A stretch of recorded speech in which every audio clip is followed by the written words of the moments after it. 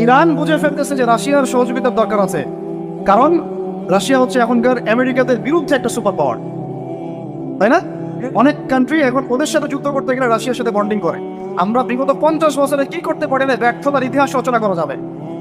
আমার কথা রাগ করেন না প্লিজ। এখন আমাদের 50টা পারমাণবিক অস্ত্র থাকার কথা ছিল, অ্যাটলিস্ট না থাকুক 5টা তো থাকার কথা ছিল। ওরা যদি আমাকে তাক করে রাখে, আমিও তাক করে রাখতাম। বেটা তুই বললে আমি মেরে দিব যা। এখন বিশ্বের মুসলমানদের রক্তের হোলি খেলায় মেতেছে ওরা।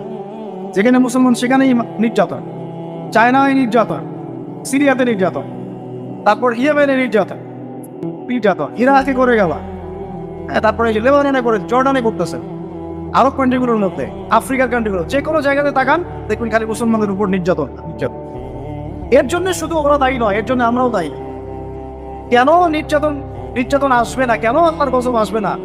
কারণ নবী সাল্লাল্লাহু আলাইহি ওয়াসাল্লাম বলেই গিয়েছিলেন যে শেষ জামানায় কাফের মুশরিকরা তোমাদেরকে এমন ভাবে আঁকড়ে ধরবে, ঘিরে ধরবে, যেন দস্তরখানায় সবাই খাবার খেতে বসেছে। এখন আমার কথাটা আমি গুছিয়ে নিব, কনক্লুশনের দিকে একটু আমার দিকে মনোযোগ দেন। আর শেষে গিয়ে আমি আপনাদেরকে 5টা প্রশ্ন করবো। কয়টা ভাই? সেরা 5জন, যে 5জন অ্যান্সার দিতে পারবে তাদের জন্য আমি হাদিয়া নিয়ে আসছি। 5টা বই আমি আমার পক্ষ থেকে উপহার দেবো সব, ঠিক আছে? এই যে লেকচারটা দিয়েছি এর উপরেই 5টা প্রশ্ন হবে সব। দেখবো কে কতটুকু লেকচার শুনেছে। কনক্লুশনটা এখন শোনেন। পুরো বিশ্বের প্রেক্ষাপটটা এখন আমাদের অনুকূলে না। আমার সাথে বলেন তো কি বললাম? পুরো বিশ্বের প্রেক্ষাপটটা আমাদের অনুকূলে না। বিশ্বের বড় বড় সেক্টরগুলো মনে রাখবেন, বড় বড় সেক্টরগুলো হচ্ছে 1 রাজনীতি, 2 ভূরাজনীতি, 3 অর্থনীতি, 4 সংস্কৃতি, 5 শিক্ষা এবং 6 প্রযুক্তি। কটা বললাম? এই প্রতিটা বিষয়ে এখন আমরা নিয়ন্ত্রণ করি না। এটাই বাস্তব, এটাই সত্য। কারা নিয়ন্ত্রণ করে? ইসলামের দুশ্মনরা করে। ইসলামের দুশ্মনরা। এবং দুশ্মন মনে করবেন না যে হিন্দু ভাই ইসলামের দুশ্মন, না, সবাই ইসলামের দুশ্মন না। ও তাদের মধ্যে অনেক ভালো মানুষ আছে, কিছু ভালো মানুষ আছে। একজন সকালবেলা এসে উহুদের যুদ্ধ করেছিল, একটা সেজদাও দেয় নাই, বেচারা শহীদ হয়ে জান্নাতে চলে গেছে। আব্দুল্লাহ বিন সালামের মতো বড় আলেম ছিলেন, বাদশাহ নাজাশির মতো মানুষ ছিলেন, মুসলমানদেরকে আশ্রয় দিয়েছিলেন। তাহলে কারা সমস্যা? কারা? তো হেনরি ফোর্ডের লেখা, উনি আগে জায়নের পরে বের হয়ে আসতেন, তওবা করে ফিরে আসতেন। তো এরা হচ্ছে এই বিষয়গুলো নিয়ন্ত্রণ করে। প্রতিটা বিষয়, প্রত্যেকটা বিষয়, ব্যাংকিং সিস্টেম থেকে শুরু করে পলিটিক্যাল অ্যাফেয়ার্স, এভরিথিং। আমাদের হাতে কিছু নাই, কিন্তু আমরা বললাম যে ফিউচার ইসলাম আসবেন এবং এটা কায়েম করবেন। এই তো কনক্লুশন। তাহলে মাঝখানে যে সময়টা বাকি আছে, এই সময়টাতে কাদের হাতে বা কোন বৈশিষ্ট্য ধারণ করতে পারলে আমাদের হাতে এই বিষয়টা হবে? এই তো প্রশ্ন, না? এই না বিষয়টা? মাঝখানে একটা সময় তাদের বাকি, সামনেও দেখলাম কি হতে যাচ্ছে। আমার কাছে শুনেন, এগুলো নিয়ে আপনারা স্টাডি করতেছে না দীর্ঘদিন থেকে। মালহামা না হওয়া পর্যন্ত না, কি হওয়া পর্যন্ত? মালহামা মানে গ্রেট ওয়ার, বিশাল যুদ্ধ, একটা ব্যাসাঙ্গার যুদ্ধ, মানে 99% কম্পিউটার মারা যাও। যোদ্ধা না, 100 জনের মধ্যে 99 জন মারা যাও। যে বাঁচবে সে মনে করবে আমি সেই ব্যক্তি যে বাঁচবো। সবাই আশা নিয়ে যাবে ওখানে। কি নিয়ে হবে যুদ্ধ? ইরাকের ইউফ্রেটিস নদীর সোনার পাহাড়কে কেন্দ্র, ইরাকের ইউফ্রেটিস নদীর, ফোরাত নদীর সোনার পাহাড়কে কেন্দ্র করে। আর বললাম যে হোলি ল্যান্ড তারা চায়, ওই নীলনদ থেকে ফোরাত, এই পুরোটাই হোলি ল্যান্ড। নীলনদ থেকে ফোরাত পুরোটাই হোলি ল্যান্ড, ওরা পুরোটাই দখল করতে চাচ্ছে। ওরা শুধু গাজা চায় না। লাস্ট 100 বছর থেকে ওরা এই মিশনে হাঁটতে হাঁটতে হাঁটতে মোটামুটি এখন 70-80 ভাগ জায়গায় কিন্তু দখল করে ফেলেছে, তাই না? ওইটা আরেকটা ইস্যু, ইনশাআল্লাহ আমি কথা হবে। এখন মূল কথায় আসেন। তাহলে আমরা ফিউচারটাও জানি, বর্তমানটাও বুঝতে পারছি। এখন এই পিছনে ছুটবেন না, আসবেন, যখন আসবেন আমরা চিনতে পারবো। তবে আমার মনে হয় যদি ওই সময় এইসব মিডিয়া থাকে আর এরকম কিছু মুনাফিক আহলুন নেজাত থাকে, তারা কেউ সন্ত্রাসী বলে দিবে। আমার তাই মনে হয়, আল্লাহ মাফ করি। এখন মাঝখানে একটা প্রজন্ম দরকার। আমরা যদি আল্লাহর কবুল পাই, হয়তো আমরা যদি এই সময়টা পেয়ে যাই। যদি আমরা না পাই, আমাদের ফিউচার জেনারেশন, যদি তারা না পায় তাদের ফিউচার জেনারেশন, এভাবে হয়তো চলতে থাকবে। কখন সেই প্রজন্ম আসবে আর কোন বৈশিষ্ট্য তাদের থাকবে? এর আগে আমি জাস্ট আপনাদেরকে 2টা আয়াত শোনাচ্ছি। এক, আল্লাহ পাক বলছেন ইন তানসুরুল্লাহ ইয়ানসুরকুম, সূরা মুহাম্মাদে আছে, তোমরা যদি আল্লাহকে সাহায্য করো আল্লাহ তোমাদেরকে সাহায্য করবে। আমার সাথে বলেন, তোমরা যদি আল্লাহকে সাহায্য করো আল্লাহ তোমাদেরকে সাহায্য করবে। মানে আল্লাহর কি সাহায্যের দরকার আছে? তোমরা আল্লাহকে সাহায্য করো বলতে তোমরা যদি আল্লাহর দ্বীনকে সাহায্য করো, তোমরা যদি আল্লাহর দ্বীনকে সাহায্য করো, আল্লাহ তোমাদেরকে সাহায্য করবেন। ওই ইউসাব্বিত আকদামাকুম, তোমাদের পা আল্লাহ পাক শক্ত করে দিবে। একটা। 2 নম্বর, ইন্নাল্লাহা লা ইউগাইয়িরু মা বিকওমিন হাত্তা ইউগাইয়িরু মা বিআনফুসিহিম। আল্লাহ পাক কোনো কওমের কোনো জাতির অবস্থা ততক্ষণ পর্যন্ত পরিবর্তন করেন না, সংশোধন করেন না, যতক্ষণ তারা নিজেরাই নিজেদের অবস্থা পরিবর্তনের চেষ্টা না। আয়াত তো পরিষ্কার। এখন তৈরন আবাবিল আসবে না, এসে তা করবে না, আতঙ্ক নিক্ষেপ করবে না, এটা সেই যুগ না। এটা আবার হওয়ার যুগ না যে হস্তি বাহিনীকে ধ্বংস করার জন্যে তৈরন আবাবিল আসবে, এটা সেই যুগ নয়। এখন আবাবিল আপনাকেই হতে হবে, আমাকেই হতে হবে। কথা কি বুঝতে পারছেন? এটা নিজেদের তাকদীর, নিজেদের ভাগ্য, নিজেদের মানে ভবিষ্যৎ আল্লাহর উপর তাওয়াক্কুল করে তার হুকুম মেনে আমাদেরকে করতে হবে। তার কোন কোন বৈশিষ্ট্য লাগবে একটু খালি বলে শেষ করে দিই। এক, এমন প্রজন্ম চাই যেই প্রজন্ম 5 ওয়াক্ত নামাজ পড়ে। রাজি আছে কিনা ইনশাআল্লাহ? জোরে বলেন, আল্লাহ সাক্ষী থাকুন, আমিন। এমন প্রজন্ম চাই যেই প্রজন্মের প্রত্যেকটা মুসলিম পরিবারের 100% নামাজি মাসা। এটা না হওয়া পর্যন্ত বড় বড় বয়ান করেও কোনো লাভ নাই। এক, ঠিক আছে ভাই? রাজি আছি ইনশাআল্লাহ? আজকের পর থেকে নামাজ ছাড়বো? আল্লাহ পাক আমাদেরকে নামাজ শক্ত করে ধরার তৌফিক দান করুন। আর নামাজটা ভালো করে শিখে নেবেন, ধীর স্থিরভাবে পড়বেন, তাড়াহুড়া করবেন না, ঠিক আছে? 3G 4G না, শান্তভাবে পড়বেন। 2, আমরা এমন প্রজন্ম চাই যে প্রজন্মের 100% মুসলমান কোরআন তেলাওয়াত করতে পারে। রাজি আছি কি ইনশাআল্লাহ? আগামী বছর ওয়াজ করতে আসার আগেই আপনাদের সবার কোরআন তেলাওয়াত সহি চাই ইনশাআল্লাহ। রাজি আছেন ইনশাআল্লাহ? আল্লাহকে কথা দেন, রাজি আছেন? অবশ্যই কোরআন তেলাওয়াত শিখতেই হবে।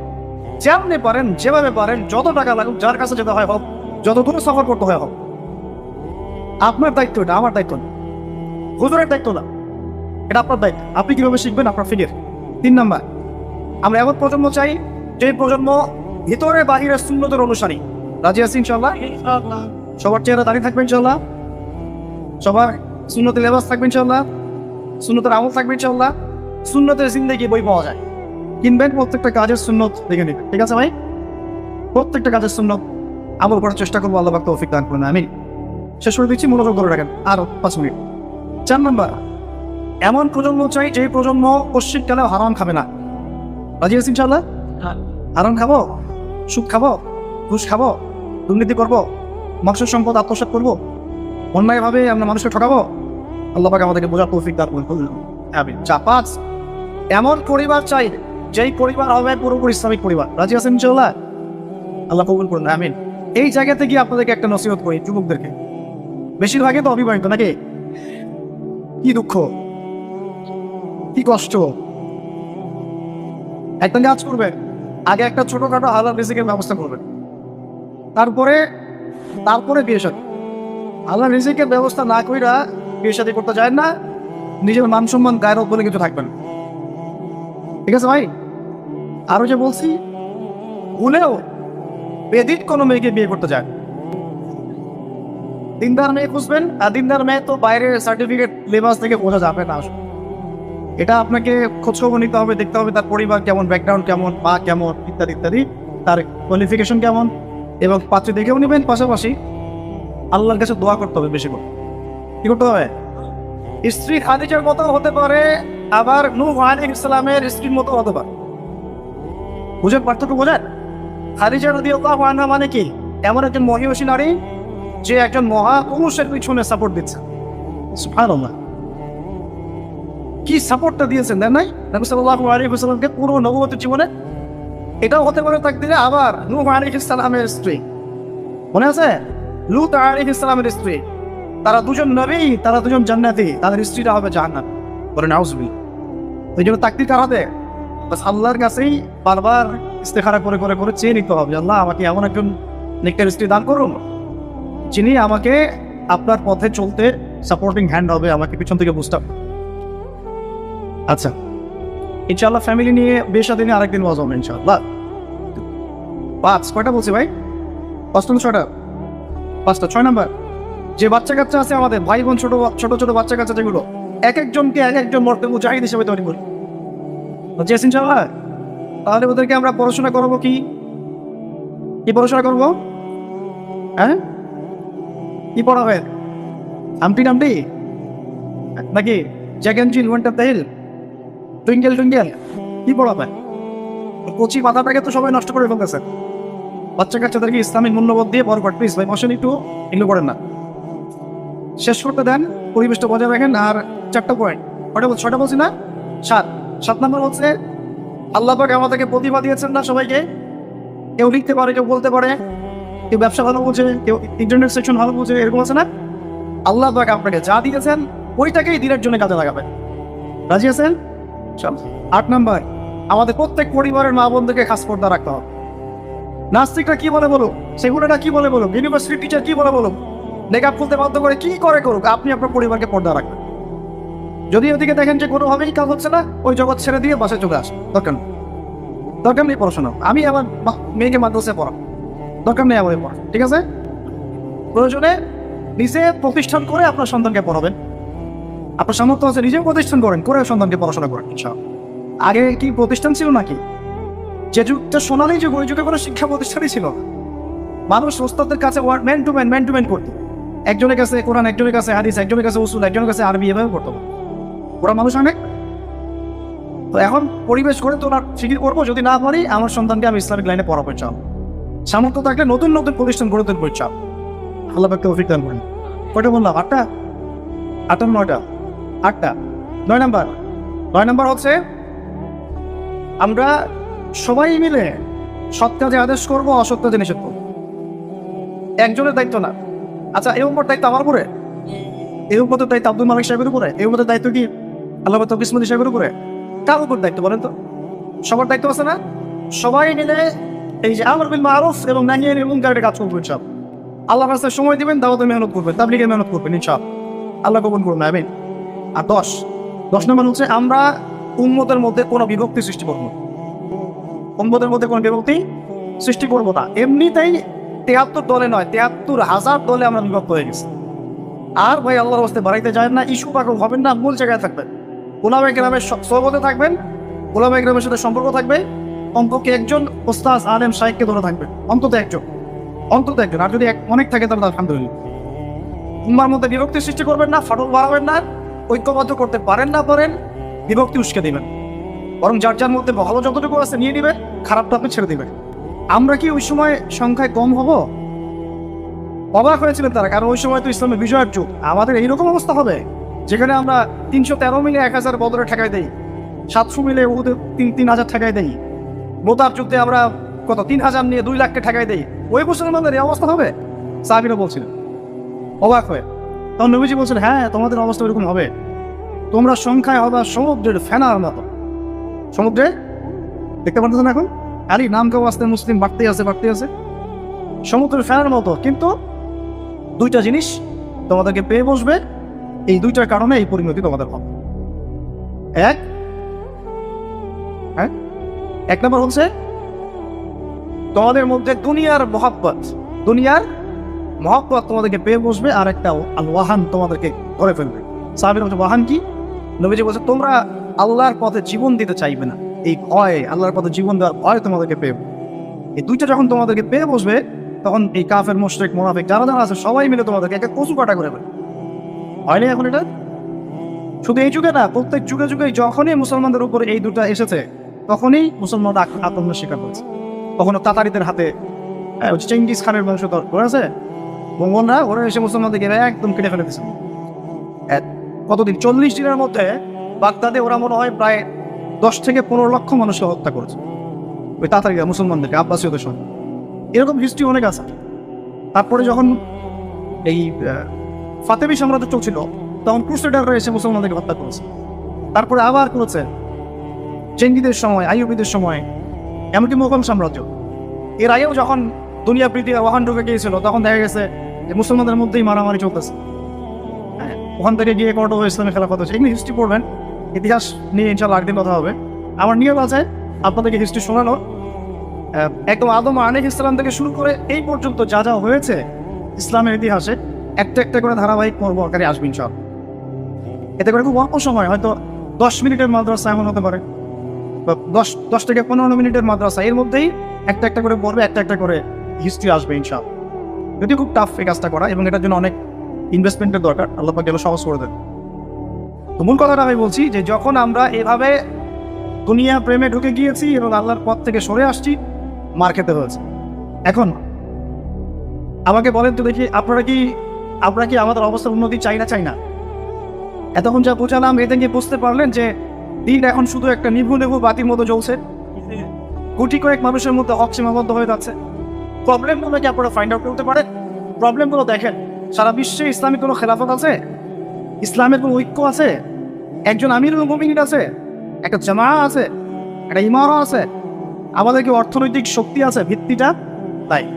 পুরো বিশ্বের রাজনৈতিক ক্ষমতাকে আমরা নিয়ন্ত্রণ করি? পুরো বিশ্বের মিডিয়াগুলো কি আমাদের? এমনকি যেগুলোতে রেকর্ড করছেন যে ফোন আপনার হাতে, সেটাও তাদের। এটাও কাদের? তাদের। পুরো বিশ্বের যে ফিলোসফিক্যাল থটসগুলো আছে, দর্শন, এই দর্শনগুলো আমাদের চলছে না ওদের চলছে? সব পশ্চিমা দর্শন চলছে না? এই যে নাস্তিকতা কাদের দর্শন? আমাদের। এই যে সেকুলার কনসেপ্ট কাদের দর্শন? আমাদের দর্শন। এই যে সো কল্ড ডেমোক্রেসি কাদের দর্শন? আমাদের। এই যে ন্যাশনালিজমে আমরা বলছি সবাই জাতি চিন্তা করি, মানে ওই ইয়েমেনে একটা মুসলমান বললে আমার লাগে না। কেন লাগে না? অত ইয়েমেনি, আমি তো বাংলাদেশি। তাকে বললে আমার খুব একটা লাগতেছে না। কেন? আমি তো বাংলাদেশি। এই যে গোত্র বিভাজনটা আমরা করেছি ন্যাশনালিজমের মাধ্যমে, এতে করে ইউনিটিটা নষ্ট হয়ে গেছে। গোত্রে মানুষ থাকতে পারে, কিন্তু সবার মধ্যে একটা হৃদ্যতার বন্ধ থাকতে হবে। এইটা ইসলাম দিয়েছিল। আনসার, মুহাজির, দুইটা আলাদা শব্দ না? দুইটা আলাদা বৈশিষ্ট্য, কিন্তু তারা কি আলাদা ছিল? একদম নিজের মায়ের পেটের ভাইয়ের চেয়ে বেশি, তাই না? এটা ইসলাম। আর আমরা যদি বলি আনসার এক গ্রুপ, মুহাজির আরেক গ্রুপ, আনসারকে মানলে আমার কি? আমি তো মুহাজিরকে মানলে আমার কি? আমি তো আনসার। এই কনসেপ্টটা হচ্ছে এইটা ন্যাশনালিজম কনসেপ্ট। চলছে ও দিয়ে দিল ফরাসি বিপ্লবের পর থেকে, 1799 সালের পর থেকে এগুলো আসছে ওয়ার্ল্ডে। 1799 থেকে শুরু করে 1914 পর্যন্ত এই সময়টাতে তারা বিশ্বটা দখল করেছে। কত সময়? 1799 থেকে 1914, এই যে সময়টুকু, এর মধ্যেই পশ্চিমারা বিশ্বটাকে দখল করেছে।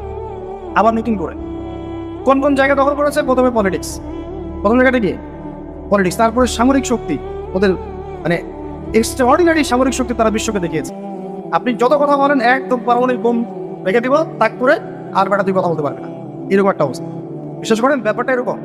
পুরো জাতি নিয়ে আপনি একটা ঐক্যবদ্ধ শক্তি করতে চান, একটা মিসাইল, পারমাণবিক মিসাইলের উপর রেখে দিবেন, এই বাড়াবাড়ি বল না বেশি, একদম দিব লঞ্চ করে, বাস আপনি চুপ, একদম চুপ।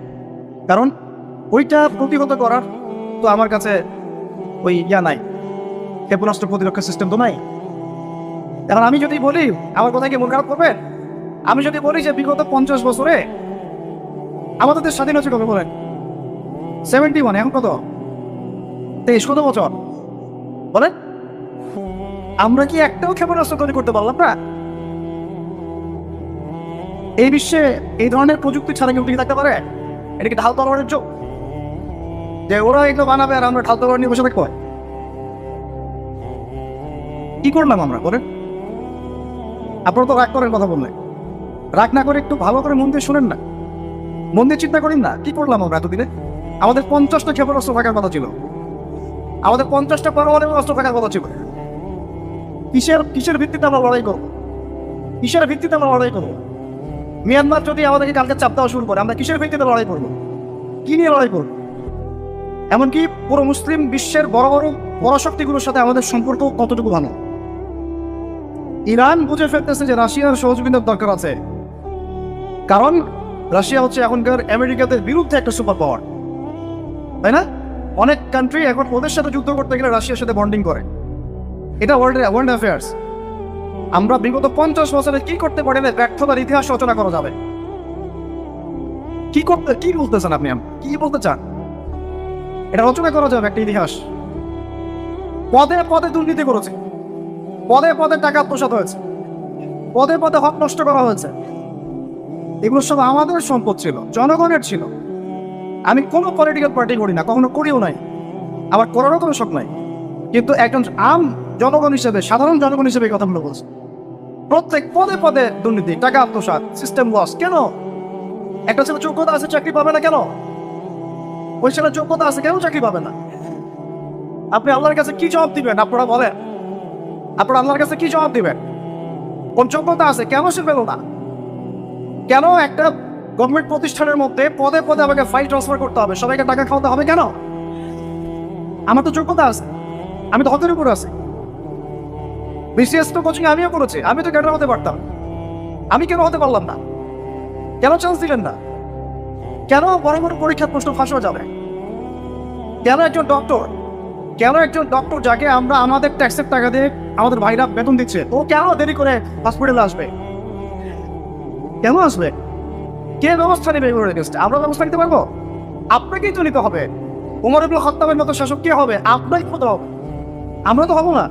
আর আমাদের সেই যোগ্যতাও নাই, ইচ্ছাও নাই। আমরা দায়িত্ব নিতে চাই না, দায়িত্ব ছেড়ে দিতে চাই। ইসলাম কি বলে? দায়িত্ব নিতে বলে না ইসলাম। ইসলাম বলে যে যোগ্যকে দায়িত্ব দিয়ে দাও। কোন সাহাবী দায়িত্ব নিজেকে চেয়ে নেন নাই কখনো, বলেছেন আমাকে দেওয়ার দরকার নেই, তাকে দিয়ে দাও। আবু বকর সিদ্দিকের পর ওমর ইবনে খাত্তাব পর্যন্ত বলছেন আমাকে দিবেন না, প্রয়োজন আলীকে দেন, উসমানকে দেন। উমরের মতো মানুষ এই কথা বলছেন। আর আমরা এখন কি করি ভাই? আমার চরিত্র সবচেয়ে ভালো, আমারে দেন, আমারে। খালি কিয়ামতটা হয়ে যাক, আল্লাহ পাক দাঁড় করাবেন সবগুলোকে সিরিয়ালে, দেখা যাবে কে কি জবাব দিতে পারে, দায়িত্ব কতটুকু বুঝিয়ে দিতে পারে, এটা দেখা যাবে। কেন এটা হবে?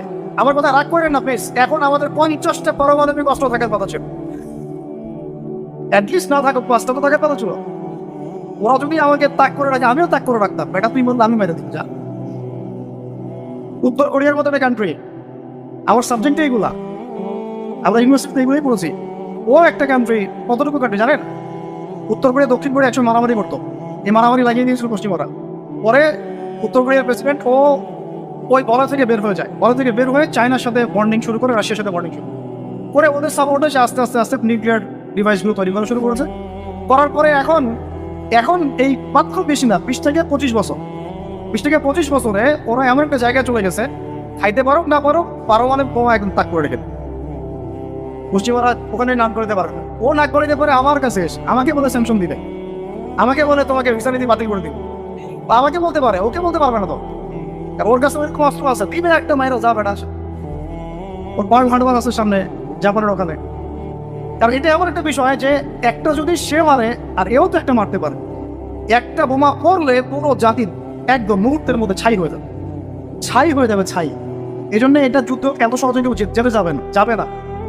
এটা হচ্ছে একটা মনস্তাত্ত্বিক শক্তি যে আমার কাছে আছে, তুই মারলে কিন্তু আমি মারতে পারি। এই মনস্তাত্ত্বিক শক্তিটাই দরকার ছিল, এখন নাই। আর ভাই এগুলো আমাদেরও তো অনেক দোষ। সব কিছু তো আমরা মানুষের উপর চাপাই দিয়ে বসে থাকি। আমরা যখন অ্যানালাইসিস করতে বসি সবাই মনে হয় যে বিজ্ঞ পণ্ডিত, কিন্তু আপনি তো দায়িত্ব নিয়ে সামনে আসছেন না, আপনি তো পড়াশোনা করে উপরে আসছেন না, আপনি তো জ্ঞান অর্জন করে মানুষকে বোঝানোর চেষ্টা করছেন না। আমরা তো আমাদের দায়িত্ব পালন করছি না, করছি কি? আল্লাহ পাক আমাদের সবাইকে বিচক্ষণ হন তৌফিক দান করেন। কয়টা সায়েন্টিস্ট তৈরি হয়েছে আমাদের, বলেন কয়টা সায়েন্টিস্ট তৈরি হয়েছে আমাদের জাতির মধ্যে? নাস্তিক তো ভরি ভরি তৈরি হচ্ছে। কয়টা সায়েন্টিস্ট তৈরি হয়েছে আমাদের ইউনিভার্সিটিগুলোর মধ্যে? কয়েকজন অর্থনীতিবিদ তৈরি হয়েছে ইউনিভার্সিটিগুলোর মধ্যে। আমিও তো পড়ছি ইউনিভার্সিটি, ছেলে মেয়ে একসাথে বসে গান গল্প করে, চীনা বাদাম খায়, কোনো সময় স্যার আর মেয়ে, স্যার আর ছাত্রীর প্রেম হয়ে যায়। আমি বলছি না কিছুই হয় না, পড়াশোনা তো হয়, সিস্টেম তো অনেক সুন্দর, টাকা পয়সা সরকারি অনেক খাচ্ছেন আপনারা। কিন্তু এখন কথা হচ্ছে গভর্নমেন্টের যে এত টাকা পয়সা খাচ্ছেন, রেজাল্টটা কি দিচ্ছেন? কি জাতীয় উপহার দিচ্ছেন আপনারা? কোন প্রজন্ম উপহার দিচ্ছেন? এগুলো কি গভর্নমেন্ট টাকা আপনারা কি মনে করেন? এই ট্যাক্সের টাকাকে কি মনে করেন? এগুলো মানুষের আমানত, রক্ত খাম করা পয়সা। আপনাকে বেতন দেওয়া হচ্ছে, আপনাকে ফ্ল্যাট দেওয়া হচ্ছে, আপনাকে গাড়ি দেওয়া হচ্ছে, ওগুলোর দিকে তো চোখ দেন না। আমরা একটু এক্সপ্লোরার গাড়িতে চলে একদম নজরদারির মধ্যে চলে আসি, গাড়ি কোথেকে আসবা? আমার গাড়ির দাম তো 6 লাখ টাকা বা 7 লাখ টাকা, আপনার গাড়ির দাম তো 50 লাখ টাকা। আর এইগুলো আমাদেরকে মানুষ ভালোবেসে হাতিয়ে দিয়েছে। আপনাকে ভালোবেসে না দিলে আমি কি করতে পারি? আমার কিছু করার আছে? মূল জায়গাগুলো তো আমরা দেখি না। সব সমস্যা ইসলামকে নিয়ে চুলকানি নাকি? খালি ইসলামকে নিয়ে চুলকানি হয়? মূল জায়গায় আসেন। আমি বলেছি, চ্যালেঞ্জ করেছি, একটা মাঠের মধ্যে আপনি সমস্ত সেকুলার মহলের টিচারদেরকে একত্রিত করেন, আপনি উদ্যোগ নিয়ে করেন দেখি, করে সবার কোরআন তেলাওয়াত টেস্ট করেন। আমি চ্যালেঞ্জ করতেছি 10% কোরআন তেলাওয়াত ঠিক থাকবে। তাদের হাতে আপনি একটা জাতি করতেছেন, তাহলে শিক্ষা তো এই অবস্থা হবেই। দেখবেন তো আপনাকে শিখাবে, আন্টি শিখাবে। ইসলাম এবং জেনারেল শিক্ষা, ইসলামী শিক্ষা, এইটাকে সমন্বয় করাটা এখন সময়ের দাবি হয়ে গেছে।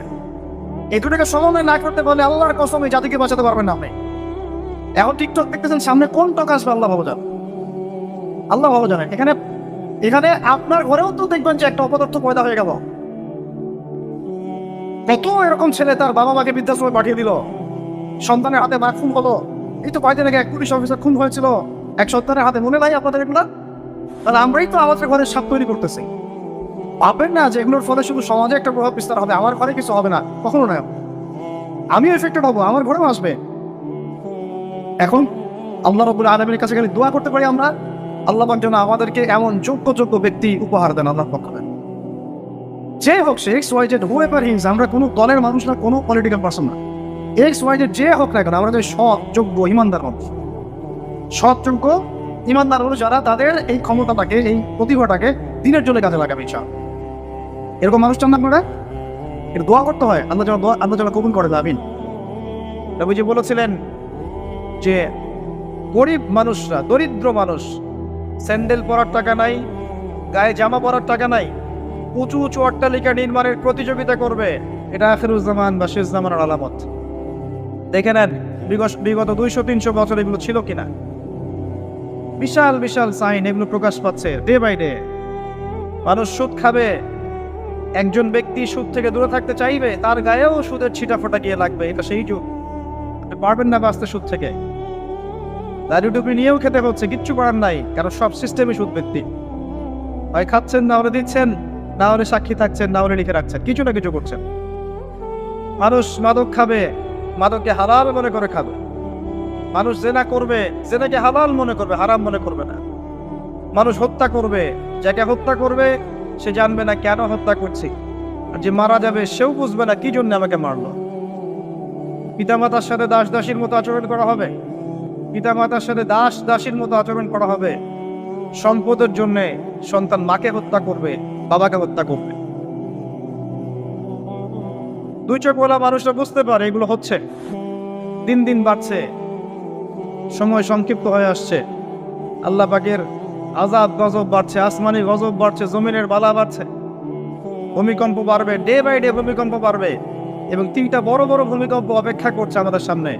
একটা পৃথিবীর পূর্ব দিকে, একটা পশ্চিম দিকে, আমার ধারণা এটা পশ্চিমা সভ্যতায় হবে, আর একটা হচ্ছে পৃথিবীর মাঝখানে। কিছু মুনাফিককে আল্লাহ পাক ধসিয়ে দিবেন আরবের মধ্যে, আর ওখানেও কিছু মুনাফিক আছে। এটা বুঝতে হলে আপনাকে জিওপলিটিক্স বুঝতে হবে। আরবি দিয়ে কথা বললেই কেউ আমিরুল মুমিনিন হয় না, আরবি দিয়ে কথা বললেই কেউ আমিরুল মুমিনিন হয় না। আব্দুল্লাহ বিন উবাইও আরবি দিয়ে কথা বলত। তো হত্যা বাড়বে। একটা বড় জিনিস যেটা শেষ জামানায় হবে, এটা আগে হয়নি, এটা বিগত 100 বছর থেকে আমরা দেখছি। এই বিশ্বের বুকে ইহুদি এবং খ্রিস্টানদের মধ্যে একটা বন্ধুত্বের অ্যালায়েন্স হয়েছে, এটাকে আমরা জায়নিস্ট মুভমেন্ট বলি। এই মুভমেন্টটা বিগত 100-200 বছর আগে ছিল না, কিন্তু এটা শেষ জামানায় হবে এমনটা এসেছে। কোরআনেও আছে, ইয়া আইয়ুহাল্লাযীনা আমানু লা তাত্তাখিযুল ইয়াহুদা ওয়ান নাসারা আউলিয়া, তোমরা ওই সব ইহুদি এবং খ্রিস্টানদেরকে বন্ধুরূপে গ্রহণ করো না। কোন সব? সবাইকে না। কোন সব? বা'দুহুম আউলিয়াউ বা'দ, যারা একে অপরের বন্ধু, যারা একে অপরের বন্ধু। বিশ্বের ইতিহাস ঘাটলে দেখবেন, হিস্ট্রির ছাত্র আমি, ইতিহাস ঘাটলে দেখবেন ইহুদি এবং খ্রিস্টানরা একে অপরের সাথে মারামারি করেছে শতাব্দীর পর শতাব্দী। এমনকি ঈসা আলাইহিস সালামকে ইহুদিরাই হত্যা করতে চেয়েছিল, কিন্তু আল্লাহ পাক উঠিয়ে নিয়েছেন, ওয়া মা কাতালুহু ওয়া মা সালাবু। কিন্তু এখন দেখবেন ওরা বন্ধু, এখন দেখবেন ইসরায়েলের বন্ধু পশ্চিমারা। আশ্চর্য একটা বিষয়। আর কোন নিদর্শনের জন্য অপেক্ষা করছেন? এগুলো আস্তে আস্তে ডে বাই ডে বাড়তে থাকবে। হারাজ বাড়বে, হারাজ মানে হত্যাকাণ্ড, প্রচুর হত্যাকাণ্ড হবে। প্রথম বিশ্বযুদ্ধে মানুষ মরেছে প্রায় 3 থেকে 4 কোটি, দ্বিতীয়টাতে মানুষ মরেছে 7 থেকে 8 কোটি। সামনে যেটা হবে, এখানে দেখবেন পৃথিবীর 3 ভাগের 1 ভাগই শেষ ইনশাআল্লাহু আযজা ওয়া জাল্লা। এমনটাই হবে ইনশাআল্লাহু তাআলা। আমরা চাই না এমনটা হোক, কিন্তু কুদিয়াল আমর, লেখা হয়ে গেছে, এগুলো কিছু করার নাই। নবী ঈসা আলাইহিস সালাম আসার আগে পৃথিবীর অবস্থা এমন থাকবে না। পৃথিবী সংকীর্ণ হয়ে আসবে, জনসংখ্যা কমবে, প্রচুর মানুষ মহামারীতে মারা যাবে। আর মহামারীর সময় চলে যাওয়ার পরে কি আসবে সেটাও হাদিসের মধ্যে আছে, ওয়াদাআহু সালাওয়াতি জালাজিল, এরপরে আসবে ভূমিকম্পের বছর। মহামারীর সময়গুলো যখন চলে যাবে, এরপরে আসবে ভূমিকম্পের বছরগুলো। আলেম ওলামা আছে, ওনাদের কাছে অনুবাদ করে নিয়ে, সানাওয়াত, সানার বহু বচন, একটা বছর না, অনেক বছর। জালজালায়ের বহু বচন, জালাজিল, অনেক ভূমিকম্প হবে। আর প্রত্যেক ভূমিকম্পে পৃথিবীর সময় কিন্তু সংক্ষিপ্ত হয়ে আসে। এটা আপনারা যারা সায়েন্স জানেন তারা বুঝবেন। যাই হোক, এই অবস্থার প্রেক্ষাপটে ইসলাম ছাড়া আত্মসমর্পণের কোনো জায়গা নাই। ইসলাম ছাড়া সমাধানও কেউ দিতে পারবে না। এই জন্য নিরপেক্ষভাবে আল্লাহর কাছে যেহেতু ফিরে যেতেই হবে, আমাদের উচিত ইসলামকে আগে ভালো করে জানা এবং বোঝা, অটকারী না হওয়া। আগে জানা এবং বোঝা যে ইসলামের প্রতিটা বিষয়ের সলিউশন আছে কি নাই। যদি আপনি দেখেন নিরপেক্ষভাবে হ্যাঁ আছে, তাহলে আর দেরি করবেন না, ইস্তেগফার করে আল্লাহর কাছে আত্মসমর্পণ করেন। আল্লাহ পাক আপনার বিগত জীবনের যত গুনাহ খাতা আছে সমস্ত গুনাহ আল্লাহ মাফ করে দিবেন ইনশাআল্লাহ তাআলা। আল্লাহ পাক তো এমনটা বলেছেন, ইল্লা মান তাবা ওয়া আমানা ওয়া আমিলা আমালান সালিহান ফাউলাইকা ইউবাদদিলুল্লাহু সাইয়্যাতিহিম হাসানাত। যারা তওবা করবে, ঈমান নিয়ে আসবে এবং আমলে সালেহ বেশি বেশি করতে থাকবে, আল্লাহ পাক তাদের গুনাহই শুধু মাফ করবেন না, বরং গুনাহগুলোকে নেকি দিয়ে পরিবর্তন করে দিবেন। সুবহানাল্লাহ। এই জায়গায় গিয়ে আবার পয়েন্টে চলে আস। নবী মুসা আলাইহিস সালাম যখন খুতবা দিচ্ছিলেন, তখন তিনি বলে ফেলেছিলেন যে আমি পৃথিবীর সবচেয়ে জ্ঞানী মানুষ, কারণ তার কাছে ওহী আসছিল। আল্লাহ পাক ধরলেন, আল্লাহ পাক নবীদের ছোট ছোট ভুল ধরতেন। আমাদের নবী মুহাম্মদ সাল্লাল্লাহু আলাইহি সাল্লাম বলে দিয়েছিলেন একবার যে আমি মধু খাবো না আজকে থেকে, মনে আছে? মধু হারাম করে নিলাম। লিমা তুহাররিমু মা আহাল্লাল্লাহ। আল্লাহ পাক আয়াত নাযিল করলেন না? কোন সূরায়? সূরা তাহরিম। ভাই, এভাবে আল কোরআনের আলো ঘরে ঘরে জ্বলবে না। যখন কোরআন আপনি স্টাডি করবেন, প্রত্যেকটা ঘরে একটা করে কোরআনওয়ালা মানুষ থাকবে, অটোমেটিক আল্লাহর এই যে আল্লাহ পাকের এই কিতাব আল কোরআনের আলো সমস্ত ঘরে ঘরে জ্বলবে ইনশাআল্লাহ তাআলা। কোরআন পড়ার লোক তো লাগবে, কোরআন পড়ার মানুষ তৈরি করতে হবে। প্রত্যেক ঘরে ঘরে একটা করে মানুষ তো চাই যে কোরআন গবেষণা করতে পারে। তখন দেখবেন অটোমেটিকলি কোরআনের আলো ঘরে ঘরে জ্বলে যাবে ইনশাআল্লাহ তাআলা। ঠিক দিয়ে হয় না, আবেগ দিয়ে কোনো কিছু হয় না। যারা ইসলামের বিরুদ্ধে কাজ করছে না, আবেগ দিয়ে কাজ করছে না, বিবেক দিয়ে কাজ করছে। তা আমরা আবেগী জাতি না? আমরা আবেগী জাতি, খুব আবেগ আমাদের। দিনের পিছনে আবেগ ভালো জিনিস, কিন্তু আবেগ দিয়ে দিন প্রতিষ্ঠা হয়নি কখনো। নবী সাল্লাল্লাহু আলাইহি ওয়াসাল্লাম হিকমা দিয়ে, বুদ্ধি দিয়ে, কৌশল দিয়ে ধীরে ধীরে বেসিক ঠিক করে আস্তে আস্তে আস্তে আস্তে ইসলামকে এগিয়ে নিয়ে গেছেন। 23 বছর সময় লেগেছে। কত বছর? কখনো কখনো অত্যাচার সহ্য করতে হয়েছে, করেছেন। কখনো মার খেতে হয়েছে, খেয়েছেন। কখনো গালি খেতে হয়েছে, খেয়েছেন। কখনো সমালোচনা সহ্য করতে হয়েছে, করেছেন। কখনো দেশ থেকে চলে যেতে হয়েছে, চলে গিয়েছেন। আল ছেড়ে দেন নাই, ধীরে ধীরে ইসলামকে নিয়ে এগিয়ে গেছেন। একদিনে তো দিন কায়েম হয়নি, হয়েছে? নবী ঈসা আলাইহিস সালাম যখন আসবেন, তিনি একদিনে দিন কায়েম করবেন না। অনেক চড়াই উতরাই পেরিয়েই ইনশাআল্লাহ তাআলা জেরুজালেম থেকে তিনি পুরো বিশ্বে ইসলামী খেলাফা কায়েম করবেন ইনশাআল্লাহ। তার আগ পর্যন্ত এভাবে গ্লোবালি কিছু হবে এটা আমার মনে হয় না। আমি স্টাডি করে যা মনে হচ্ছে, আমার কাছে মনে হয় না যে গ্লোবালি তার আগে কিছু হবে। ক্ষুদ্র পরিসরে বা ব্যক্তিগতভাবে বা সামাজিকভাবে ছোট ছোট ক্ষেত্রে কিছু হতে পারে, তো বড় পরিসরে মনে হচ্ছে না যে এত সময় আমাদের হাতে বাকি আছে। আল্লাহ রাব্বুল আলামিন ভালো জানেন, ইল্লা মাশাআল্লাহ। নবী মুসা আলাইহিস সালাম যখন এই কথা বলছেন, আল্লাহ পাক ধরে ফেলেছেন। তিনি বলছেন, আমার একজন বান্দা আছে যার নাম খিদির আলাইহিস সালাম। খিদির মানে শ্যামল বা সবুজ। তিনি যেখানে বসতেন ওই জায়গাটা সবুজ হয়ে যেত। একটা রুক্ষ জায়গায় তিনি বসলে ওই জায়গা সবুজ হয়ে যেত। তিনি বললেন, খিদির তোমার চেয়ে বেশি জ্ঞানী মানুষ। নবী মুসা আলাইহিস সালাম বললেন, আমি তার সাথে মিট করতে চাই, আমি তার সাথে দেখা করতে চাই, আমি তার কাছে জ্ঞান শিখতে চাই। তিনি এগিয়ে গেলেন জ্ঞান শেখার পথে। একজন সাথীকে সঙ্গে নিলেন, তার নাম ইউশা বিন নূন। এগিয়ে গেলেন, যেতে যেতে তাকে বলে দেওয়া হয়েছিল, এই মাছটা যেখানে গিয়ে জীবিত হয়ে যাবে সেখানেই তুমি তাকে পাবে। যেখানে দুইটা সাগর একসাথে মিলিত হবে সেখানে তুমি তাকে পাবে। নবী মুসা আলাইহিস সালাম ওই জায়গা থেকে আরো দূরে চলে গিয়েছিলেন, এবং যখন তিনি পথটা ভুল করেছেন তখন ক্লান্ত হয়ে পড়েছিলেন। এই জায়গায় গিয়ে আমি বলি যে আপনার জীবনের চলার পথ যদি ভুল হয়, আপনি খুব দ্রুত ক্লান্ত হয়ে যাবেন আর কি। আপনার কথা কি বুঝতে পারেন? আপনার জীবনের চলার পথ যদি ভুল হয়, আল্লাহর পথে না হয়, তাহলে আপনি খুব দ্রুত ক্লান্ত হয়ে পড়বেন। নবী মুসা আলাইহিস সালাম যখন বুঝতে পারলেন পথ ভুল হয়েছে, আবার ফিরে আসলেন। এসে দেখলেন পাথরের উপরে, শিলাখণ্ডের উপরে সেই ব্যক্তি বসে আছেন, তার নাম খিদির আলাইহিস সালাম। যে পৃথিবীর সবচেয়ে জ্ঞানী মানুষ, তার চরিত্র হওয়া দরকার ওই শিলার মতো। এটা একটা নিদর্শন। তিনি পাথরের উপর বসেছিলেন। খিদর আলাইহিস সালাম, নবী মুসা আলাইহিস সালাম বললেন, আমি আপনার কাছে জ্ঞান শিখতে চাই। আমি শুনেছি আপনাকে আল্লাহর পক্ষ থেকে জ্ঞান দেওয়া হয়েছে। তিনি কিন্তু নবী নন। আমি বোঝাতে চাচ্ছি যে নবী না হয়েও জ্ঞানী হওয়া যায়, আল্লাহর পক্ষ থেকে জ্ঞান আসতে পারে যদি আপনার কলবে কি থাকে, নূর থাকে, স্বচ্ছতা থাকে, এবং আপনি বেশি বেশি আল্লাহর জিকির করেন, আল্লাহকে ডাকেন, আপনি আল্লাহর মারিফত অর্জন করতে পারেন, মনের মধ্যে হিংসা থাকে না, বিদ্বেষ থাকে না, অহংকার থাকে না, আল্লাহ নূর আসতে পারে।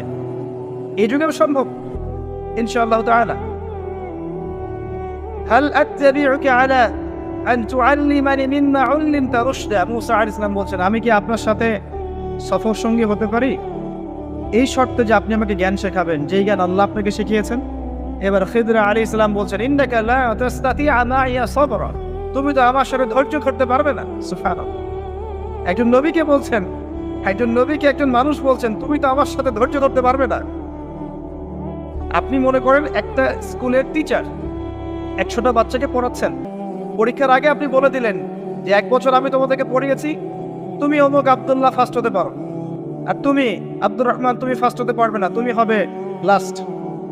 আপনার অভিজ্ঞতা, আপনি 1 বছর পড়িয়েছেন, আপনি দেখলেন রেজাল্ট ঠিক তাই হলো, আব্দুল্লাহ ফার্স্ট হয়েছে, আব্দুর রহমান লাস্ট হয়েছে। এর মানে কি এই টিচার গায়েব জানে? গায়েব জানে? খেয়াল করে দেখেন, এখনকার যুব সমাজের আইডল ছিল তারা, কিন্তু ওমর ইবনুল খাত্তাব, খালিদ বিন ওয়ালিদ, মুহাম্মদ বিন কাসিম, তারিক বিন জিয়াদ, তারা আমাদের শেখর, তারা আমাদের আদর্শ। তো তাদের আদর্শ ধারণ করলে তো ইসলামের শত্রুরা টিকতে পারবে না, পারবে? পারবে না। এই জন্য যুব সমাজকে এলিমিনেট করতে হবে। যুব সমাজকে যদি এমন কিছুতে প্রলুব্ধ করে রাখা যায় যে তারা তাদের জীবনের উদ্দেশ্যটা হারিয়ে ফেলে, তাহলে মুসলিমরা দুর্বল হয়ে যাবে। বুঝতে পারছেন কি? ঠিক এই কারণেই আপনার আমার মতো যুবক যারা, তাদেরকে আল্লাহর পথ থেকে সরিয়ে দেওয়ার জন্য তারা আপনার সামনে কিছু টোপ রেখে দিয়েছে, কিছু টোপ সামনে দিয়েছে। তার মধ্যে একটা হচ্ছে এই ধরনের আসরগুলা, যেটা আপনি 4 দিন নষ্ট করলেন, হায়াত নষ্ট করলেন। হ্যাঁ, খেললো কারা, চিত্র কারা, আপনি রং তামাশা করলেন, স্টক করে মারা গেল, দেখলেন না? উল্লাস করতে করে স্টক করে মারা যায়, শহীদী মৃত্যু একদম নাকি? হ্যাঁ, মাশাআল্লাহ, সুবহানাল্লাহ, নাকি বলেন? আস্তাগফিরুল্লাহ। দেখছেন, ইন্নামাল আমালু বিল খাওয়াতিম, নবী সাল্লাল্লাহু আলাইহি ওয়াসাল্লাম বলছেন, নিশ্চয়ই আমল ডিপেন্ড করবে শেষ কাজের উপরে। শেষ কাজ, একটা হাদিস আছে ইন্নামাল আমালু বিন্নিয়াত, সেটা আলাদা, সহিহ বুখারী 1 নম্বর হাদিস, যে আমল নিয়তের উপর নির্ভর করে। আরেকটা হচ্ছে ইন্নামাল আমালু বিল খাওয়াতিম, আমল নির্ভর করে শেষ কাজের উপরে। মানে আপনি ভালো কাজ করছেন, শেষ বয়সে গিয়ে আপনি খারাপ হয়ে গেলেন, তাহলে তাকদীর আপনার উপর বিজয় হয়েছে। শেষ বয়সে যে কাজগুলোতে ইন্তেকাল করেছেন, ওর উপর হিসাব হবে ইনশাআল্লাহ। এখন খারাপ কাজ করছেন, তওবা করে ফিরে আসলেন, আবার ভালো কাজ করা শুরু করলেন, এই ভালো কাজ করতে করতে মৃত্যু হয়ে গেলে এর উপরে আপনার হিসাব হবে ইনশাআল্লাহ। এখন এই যে আর্জেন্টিনা জিতছে, উল্লাসে মারা গেল, এখন কিসের উপর উঠবে চিন্তা করেন। নিঃসন্দেহে আল্লাহু আ'লাম, আমাদের মত এটা, আল্লাহ ভালো জানেন, যে যেহেতু তাদের অনুসরণ করেছে, আর নবী সাল্লাল্লাহু আলাইহি ওয়াসাল্লাম বলেছেন যে যাকে ভালোবাসবে সে তার সাথে কি করবে, কিয়ামতের মাঠে থাকবে। তাহলে যদি মেসি অবস্থায় মারা যায়, কাফের অবস্থায়, তাহলে এই অনুসারী সবাই তার সাথে হাসর করবে। আর মেসি তো সুপারিশ করবে আমাদের জন্য, নাকি? হ্যাঁ, করবে না? তাহলে ছবি টবি লাগিয়ে রাখছি কেন বাসার মধ্যে? চিন্তা করতে পারবেন না। মানুষ এখন এত বিভোর হয়ে থাকে এগুলোতে, তারা যা খাবে তারা তাই খাবে, তারা যা পরবে তারা তাই পরে, তারা যেমন করে চুল কাটে তারা তেমন করে চুল কাটে, তারা যেমন করে হাঁটে তারা তেমন করে হাঁটে। মানে আশ্চর্য। এটা এই কারণে হয়েছে যে আমাদের শিকড়টা আমরা ভুলে গেছি। আমাদের সামনে যে একজন বিশ্বের সর্বশ্রেষ্ঠ মহামানব আছে, মুহাম্মদ রাসূলুল্লাহ সাল্লাল্লাহু আলাইহি ওয়াসাল্লাম, তার সুন্নাহ আদর্শ পড়ে আছে, এটা আমরা চোখে পড়ছে না। আস্তাগফিরুল্লাহ, আল্লাহ পাক মাফুর আমাদের। তো এই যুব সমাজকে আল্লাহর পথ থেকে সরিয়ে দেওয়ার জন্য এবং আল্লাহ পাকের দ্বীনের কান্ডারি হওয়ার পথে বাধা দেওয়ার জন্য এই ধরনের আসরগুলো তৈরি করা হয়েছে। এছাড়া আছে কনসার্টের আসর, আপনার মিউজিক্যাল কনসার্টগুলো, আপনাকে নাচাবে, হইহুল্লা করাবে, ধুম ধারাক্কা করবে। তারপরে আপনার সামনে আরো অকেশন আসবে, ঠিক আছে? এরপরে আপনার সামনে দিয়ে দিয়েছে পর্নোগ্রাফি। সবাই এখন ঘরে ঘরে পর্নোগ্রাফি চর্চা করে, শুধু ছেলেরা না, এখন মেয়েরাও পর্ন দেখে। এটা আমার কথা না, জরিপ দেখবেন, এটা নিয়ে পড়াশোনা করেছি আমি। একটা বইয়ের নাম বলে মুক্ত বাতাসের খোঁজে, একটা বই পাওয়া যায় বাজারে, দেখেন, সুন্দর বইটা, লস্ট মডেস্টি, এটা বই আছে, অসাধারণ। মানে এখানে পর্নোগ্রাফির A to Z পোস্টমর্টেম করা আছে। মেয়েরা এখন পর্ন দেখা শুরু করেছে, সবাই দেখছে, সবাই ঘরে ঘরে। আমরা মনে হয় বাইরে একটা ভালো মানুষের খরচ ধরে থাকি, আর ভিতরটাতে আমাদের আত্মাগুলো পচে গেছে, ঠিক আছে? তো এই পর্ন কেন দেওয়া হয়েছে? কারণ এটাতে যে আসক্ত হয়ে যাবে, সে কিন্তু ইমানের আর তেজটাকে ধরে রাখতে পারবে না। মনে করেন আপনি আল্লাহ না করে একটা পর্ন মুভি দেখে ফেলেছেন, এরপর নামাজে দাঁড়ান, আপনার ওই নামাজে কি কোনো মনোযোগ আসবে? সম্ভব না। আর নামাজের তো বিষয় আমরা শুধু বাইরের মাসালাগুলোকে নিয়ে তর্ক করি বেশি।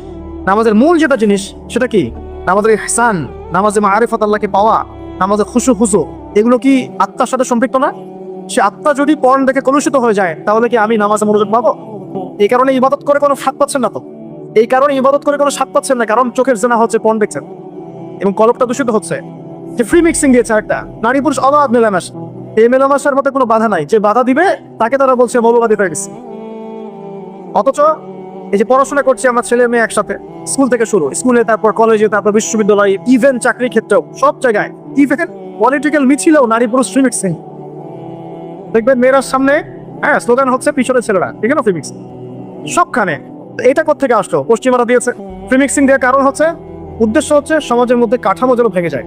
নারী পুরুষের জায়গায় চলে আসছে, পুরুষ নারীর জায়গায় চলে গেছে, এবং পরিবারের বন্ধনগুলো ভেঙে যাচ্ছে। দেখবেন পরকিয়া দিন দিন পরকিয়া বাড়ছে না?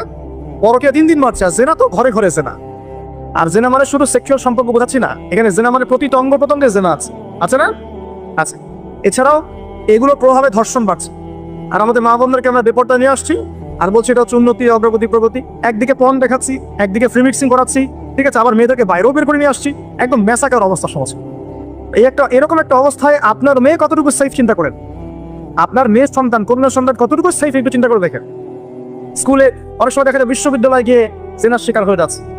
কয়েকদিন আগে দেখলেন না, বিশ্ববিদ্যালয়ের মেয়েদেরকে কার মনোরঞ্জন করানোর জন্য ঘরে পাঠানো হচ্ছিল, দেখেন নাই? একটা ডিগ্রি সার্টিফিকেট অর্জন করার জন্য নিজের ইজ্জতকে বিলিয়ে দিতে দ্বিধা করছে না। তাহলে কোন সমাজে আমরা টিকে আছি? আমাদের পরবর্তী প্রজন্মের কি হবে একটু ভাবতে হবে, ভাবতে হবে না? আল্লাহ পাক কিন্তু বলেছেন, যারা জানে না তারা কি সমান? আর যাদের কলব জিন্দা, যাদের কলব মৃত, তারা কি সমান?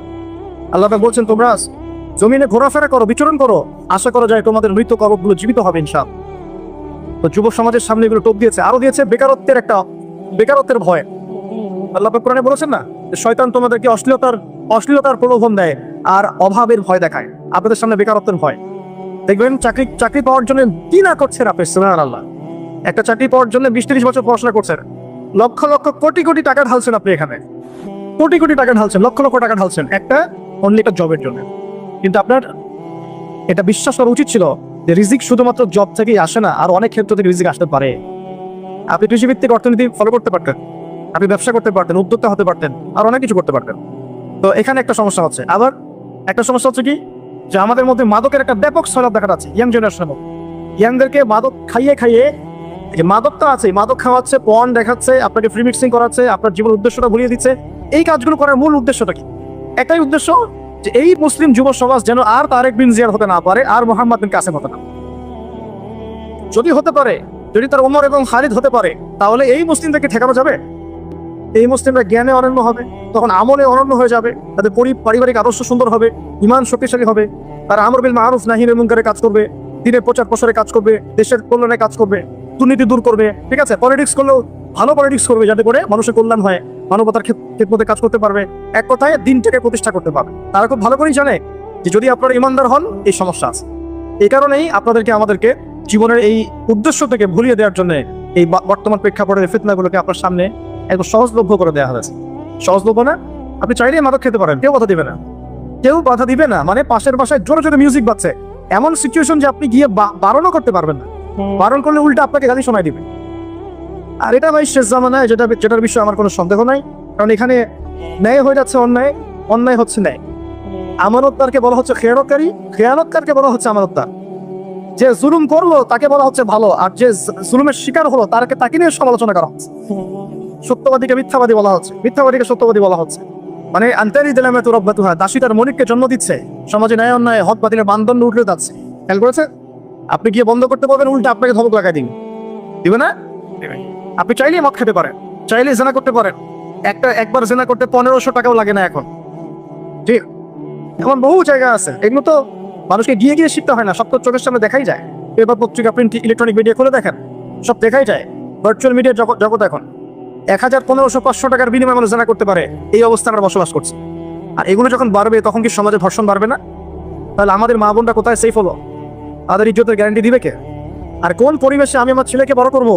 আমার ছেলে যখন বাসা থেকে বের হবে, সে কি শিখবে? আজকে থেকে 20 বছর আগে যে ফিতনাগুলো ছিল, যখন আমরা ছোট ছিলাম, এই 20 বছরে কি ফিতনা বেড়েছে না কমেছে? কত গুণে বেড়েছে, অল্প না বেশি? চিন্তা করবেন, এগুলো ভাববেন। অতএব প্রিয় ভাইয়েরা, আমাদের সামনে যে সময়টা আছে, অপেক্ষা করছে, এটা আরো ভয়ঙ্কর হবে। আল্লাহ আমাদেরকে হেফাজত করুন। আমাদের উদ্দেশ্য ভুললে চলবে না। আল্লাহ পাক দুনিয়াতে পাঠিয়েছেন তার ইবাদত করার জন্য, পরিপূর্ণ দিন ইসলাম দিয়েছেন। এই দিনের বাইরে যাওয়া যাবে না। কোরআন এবং সুন্নাহ আঁকড়ে ধরতে হবে, তাওহীদে থাকতে হবে, সুন্নতে থাকতে হবে। পাশাপাশি 5 ওয়াক্ত নামাজ ছাড়া যাবে না, ছাড়বেন নাকি? আর আল্লাহর ওয়াস্তে নামাজটাকে ধীর স্থিরভাবে পড়ার চেষ্টা করেন। 3G 4G 5G নামাজ পড়েন না। আর নামাজের বাইরে কিছু মাসালা আছে, ইখতিলাফি মাসালা, যেগুলোকে নিয়ে মাশাআল্লাহ আমরা মসজিদকে ভাগ করে ফেলি, করি না? এগুলো নিয়ে এত বেশি ব্যস্ত হওয়ার প্রয়োজন নাই। নামাজের মূল রূহ এবং প্রাণটা কি? ইহসান, খুশু। আপনি কতটুকু বুঝেন, নামাজ পড়ে আল্লাহকে কতটুকু পেলেন, এটা মূল কথা। যে মাসালাগুলোকে নিয়ে দীর্ঘদিন থেকে ইখতিলাফ চলে আসছে, এগুলো নিয়ে তর্ক করতে করতেই তো আজকে আমরা বিভক্ত হয়ে গেছি। বিভক্ত হয়ে যায় নাই?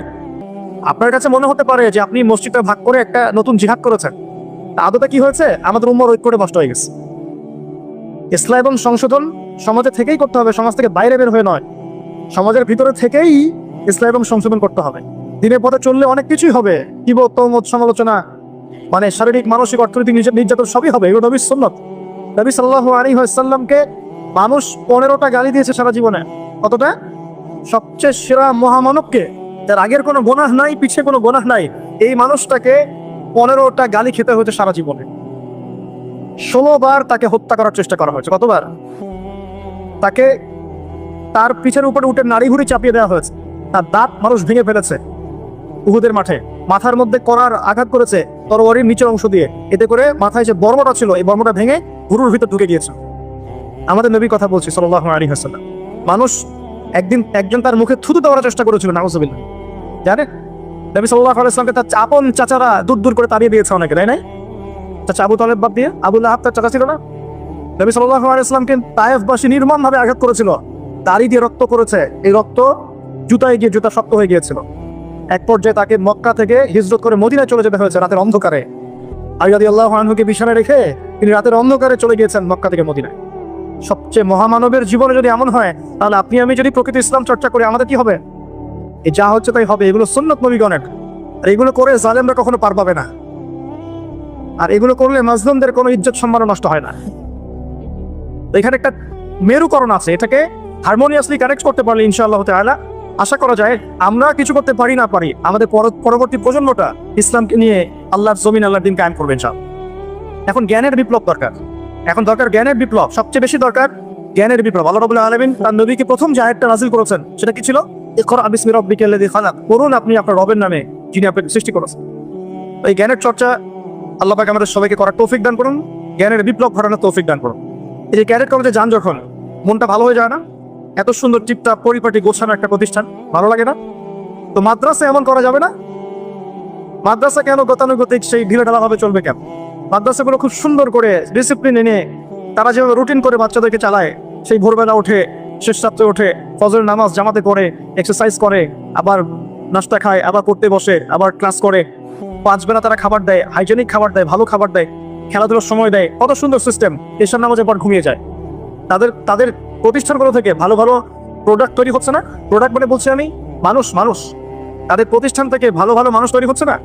তারা মিলিটারি সেকশনে যাচ্ছে, বিমান বাহিনীতে যাচ্ছে, আর্মি অফিসার হচ্ছে, তারা ডিসিপ্লিন, শৃঙ্খলায় তাদেরকে অনন্য। এই শৃঙ্খলায় সবকিছু কিন্তু। আর কোরআন সুন্নাহ সবচেয়ে বেশি শৃঙ্খলা শেখাবে আমাদেরকে ইনশাআল্লাহ। এরকম করে মাদ্রাসাগুলো তৈরি করা যাবে ইনশাআল্লাহ। যদি আপনারাও সহযোগিতা করেন ইনশাআল্লাহ, সারদাবাসীকে এমন কিছু উপহার দেওয়ার ইচ্ছা আমার আছে ইনশাআল্লাহ। যদি আজকে না পারি, কালকে না পারি, পরশু দেওয়ার চেষ্টা করবো ইনশাআল্লাহ। তবে একা কিছুই করতে পারবো না, যদি আপনাদের সহযোগিতা থাকে তাহলে হয়তো করা যাবে ইনশাআল্লাহ। আল্লাহ রাব্বুল আলামিন আমাদেরকে জ্ঞানের বিপ্লব ঘটানোর তৌফিক এনায়েত করুন, আমিন। মূল কথায় আসেন প্রিয় ভাইরা, আমরা যারা এখন এই দুনিয়াতে আছি, নিঃসন্দেহে এটা আমাদের চিরস্থায়ী গন্তব্য নয়। কথা ঠিক না বলুন?